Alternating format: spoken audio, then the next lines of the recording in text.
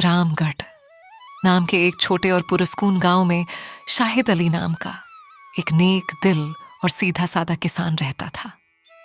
शाहिद के पास खेती बाड़ी के लिए बहुत ज्यादा जमीन तो नहीं थी, लेकिन उसने 5 गाय पाल रखी थीं, जिनसे वो बेपनाह मोहब्बत करता था। वो इन गायों के दूध से अपने हाथों से निहायत ही खालिस और इम्दा देसी घी तैयार करता था। शाहिद का बनाया हुआ घी पूरे इलाके में अपनी मिसाल आप था। लोग कहते थे कि उसके घी की खुशबू में माँ के हाथ के खाने जैसा इब्नायत और जायका होता है। शाहिद की एक खास बात उसे दूसरे तमाम लोगों से जुदा करती थी।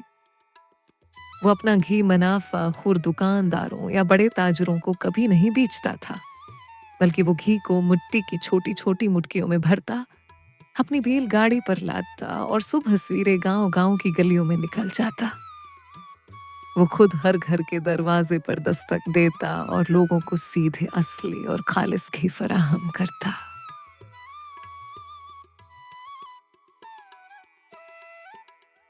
एक सुबह जब शाहिद अपनी गायों को चारा डाल रहा था, तो साजिद नाम का एक अजनबी शख्स उसके पास आया। इसकी आंखों में एक अजीब सी चालाकी और अयारी चमक रही थी। शाहिद भाई, सलाम। कैसे हो? पूरे इलाके में तुम्हारी ईमानदारी और खालिस घी के चर्चे सुने हैं। कहते हैं तुम्हारे जैसा घी कोई और बना ही नहीं सकता। शाहिद ने अपने हाथ का काम रोका और मड़कर उसकी तरफ देखा और मुखातब हुआ। वालेकुम सलाम भाई, शुक्रिया। लेकिन ये बताओ कि आना कैसे हुआ, क्या काम है? भाई, मैं नंद गांव के सबसे अमीर और बड़े ताजिर सेठ उस्मान का आदमी हूँ। शहर के बाजार में उनका बहुत बड़ा कारोबार है। सेठ जी का कहना है कि अगर शाहिद भाई अपना सारा घी हमें दे दें तो हम उन्हें बाजार से दगनी कीमत देने को तैयार हैं। तुम्हें दर दर भटकने की ज़रूरत नहीं। सारा सौदा एक ही बार में हो जाएगा और नकद पैसे भी फौरन मिल जाएंगे।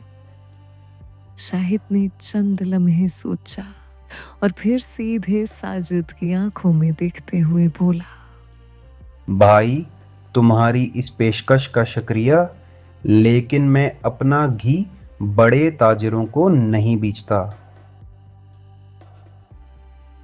अरे भाई, ये तुम क्या कह रहे हो? आसपास के तमाम किसान मेरे मालक को ही अपना माल बेचते हैं। धौप में जगह जगह भटकने से बेहतर है कि एक ही जगह अच्छी कीमत वसूल करो। मेहनत भी कम होगी, पैसा भी ज़्यादा मिलेगा और तुम्हें नया घी बनाने के लिए भरपूर वक्त मिल जाएगा। वक्त बेचने में क्यों ज़ाया करते हो? बनाने में लगाओ। शाहिद अली हल्की सी मुस्कुराहट के साथ, देखो भाई, मेहनत से जी चराना मेरी आदत नहीं और दौलत का लालच मुझे कभी रहा नहीं। असल बात यह है कि जब मेरा घी किसी बड़े ताजिर के पास जाएगा तो वो अपना भारी मुनाफा कमाकर उसे इतना महंगा कर देगा कि गरीब लोग उसे खरीद ही नहीं पाएंगे। मेरा मकसद लोगों को कम दाम में खालिस चीज़ पहुंचाना है और मैं इसी में खुश हूँ।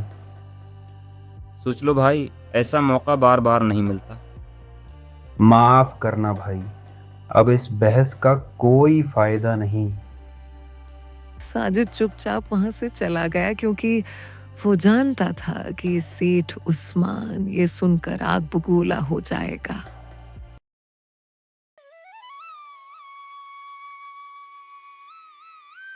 तीन दिन बाद शाहिद ने अपनी बैलगाड़ी पर घी की 50 मुटकियां लादी और फूलपुर गांव की तरफ रवाना हो गया। रास्ता लंबा था और धूप भी तेज होती जा रही थी।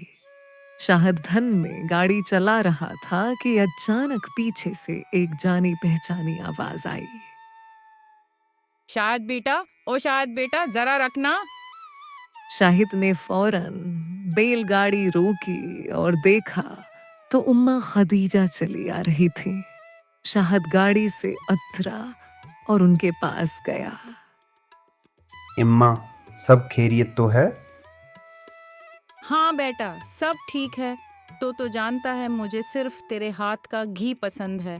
पिछले महीने जो मटकी ली थी वो खत्म हो गई। तो महीने में एक ही बार आता है, इसलिए जैसे ही तेरी गाड़ी देखी मैं भागी चली आई। अम्मा, आप फिक्र क्यों करती हैं? जब तक मैं जिंदा हूँ आपके घर घी की कमी नहीं होगी। आप लोगों का यही प्यार तो मुझे दूर दूर से यहाँ खींच लाता है। शाहिद ने एक मुट्ठी निकालकर उम्मा को दे दी। इतने में जैनब बीबी नाम की एक और औरत वहां आई। शाहिद भाई, बहुत अच्छा हुआ आप मिल गए। कल मेरे घर खास मेहमान आ रहे हैं, उन्हें आपके घी से चुपड़ी रोटियां खिलानी हैं। जी बिल्कुल जैनब बहन, ये लें आपकी मटकी।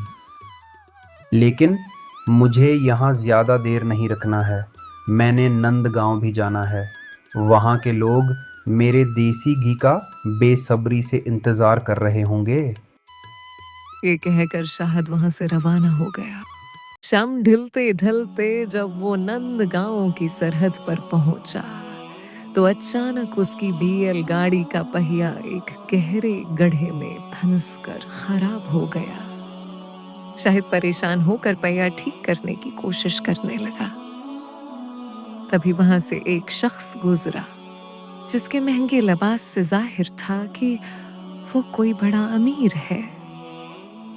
वो शख्स कोई और नहीं बल्कि खुद सेठ उस्मान था, लेकिन शाहिद उसे शक्ल से नहीं जानता था। सेठ उस्मान रोका और उसने शाहिद से पूछा, क्या बात है भाई, कोई परेशानी है क्या?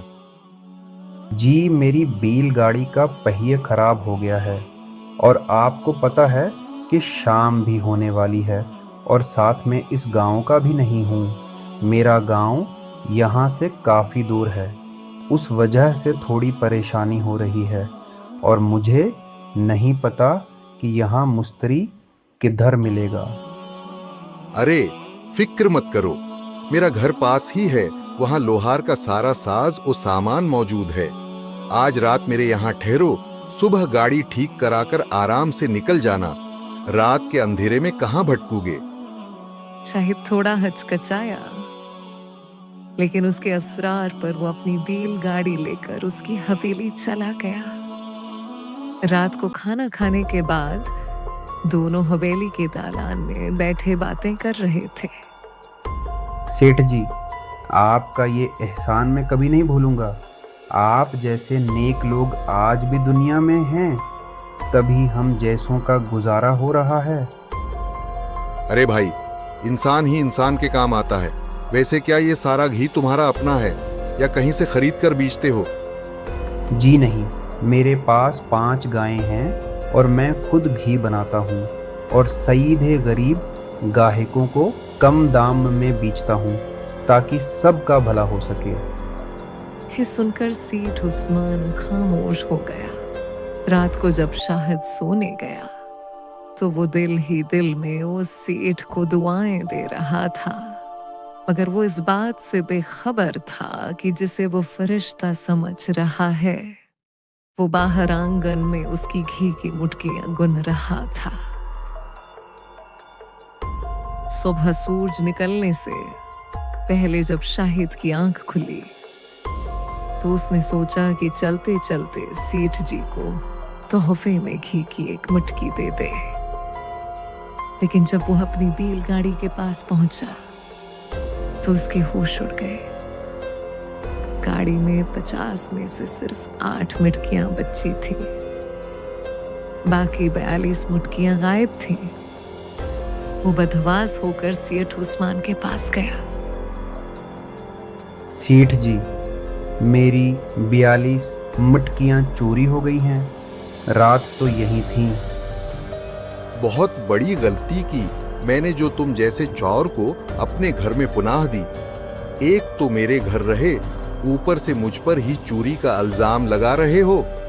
निकलो मेरे घर से अभी, वरने अपने नौकरों से कहकर धक्के मारकर बाहर निकलवा दूंगा। शाहिद की आंखें भर आए।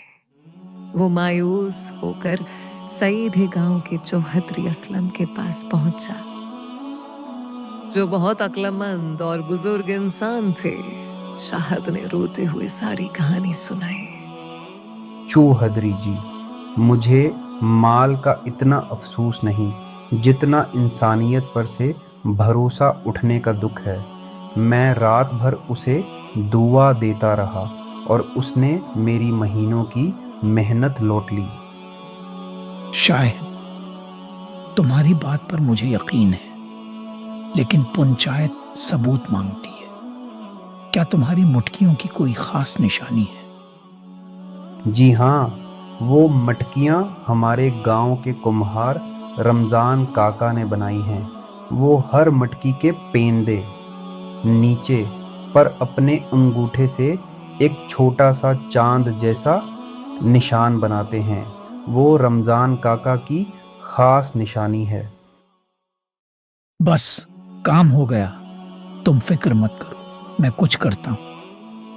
चौधरी असलम ने अपने एक वफादार दोस्त तारिक को बुलाया और उसे एक खास तरकीब समझाई।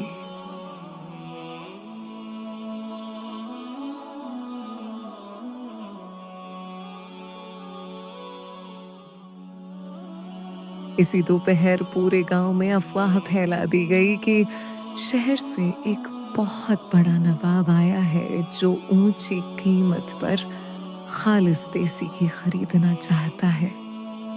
जो घी सबसे बेहतरीन होगा वो उसके 3 गुना दाम देगा। सुनो सुनो सुनो, शहर से एक बड़ा व्यापारी आया है। वो असली देसी घी खरीदना चाहता है।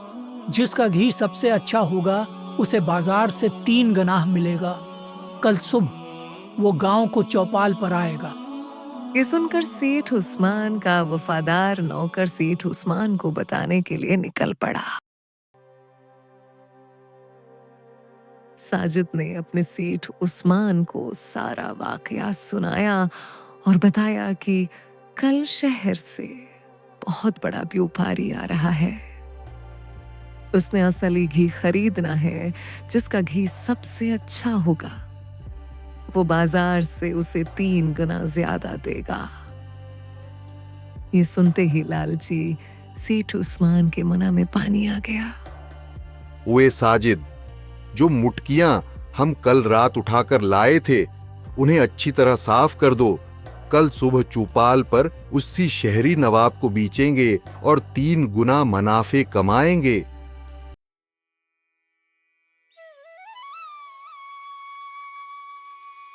अगली सुबह चौपाल पर भारी भीड़ थी। तारिक कोट पेंट पहनकर बड़े ताजिर के रूप में शाहाना अंदाज से बैठा था। सेठ उस्मान सबसे पहले अपनी टोकरी लेकर पहुंचा। नवाब साहिब, ये देखिए, ये हमारे अपने फार्म का सबसे अमदा और खालिस घी है। तारिक ने एक मुट्ठी उठाई, उसे पलट कर देखा तो नीचे चांद का निशान मौजूद था। इस मुटकी के नीचे ये चांद का निशान किसका है? इस कम्हार का नाम क्या है? वो असल में हमारे गांव का। इतनी देर में पीछे से शाहद की आवाज आई। इस कम्हार का नाम रमजान काका है और ये मटकियां मेरी हैं।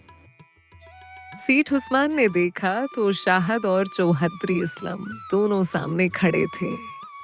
चौधरी साहब, ये मेरी मुटकियां हैं और रमजान काका की निशानी में 1000 मुटकियों में से भी पहचान लूं। ओस्मान, ये शहरी नवाब कोई ताजिर नहीं बल्कि मेरा दोस्त तारिक है। तुम्हारे लालच ने तुम्हें खुद अपने ही बुने जाल में फंसा दिया। अब बोलो, ये मुटकियां कहां से आए? हर तरफ से गांव वालों ने सेठ उस्मान को घेर लिया। कोई रास्ता न पाकर सेठ ने सर झुका लिया। मुझे माफ कर दे। हाँ, मैंने ही रात को शाहद का घी चराया था। सेठ जी, मैंने रात को आपको फरिश्ता समझा था, लेकिन याद रखें, किसी की मेहनत की कमाई हड़प कर बनाई गई दौलत कभी टकती नहीं है। ओस्मान, तुम शाहिद की तमाम मुटकियां अभी वापस करोगे और साथ ही उसे हर्जाना भी दोगे। चौधरी जी, मुझे कोई हर्जाना नहीं चाहिए। मेरा माल मिल गया, यही बहुत है। इंसान से गलती होती है। अगर सेठ जी को अपनी गलती का एहसास है तो मैं उन्हें अल्लाह के लिए मुआफ करता हूँ। सेठ उस्मान ने शर्मिंदा होकर शाहिद से मुआफी मांगी और आइंदा किसी गरीब किसान को न सताने का वादा किया। चौधरी असलम ने सबको नसीहत की, जो किसान ईमानदारी से काम करे इसकी हिफाजत करना हम सबका फर्ज है। शाहिद ने अपनी बैलगाड़ी पर मटकियां लादे और फूलपुर की राह पर चल पड़ा। रास्ते में ठंडी हुआ चल रही थी और शाहिद के दिल में इत्मीनान था, क्योंकि वो जान चुका था कि जीत हमेशा सच्चाई और ईमानदारी की ही होती है।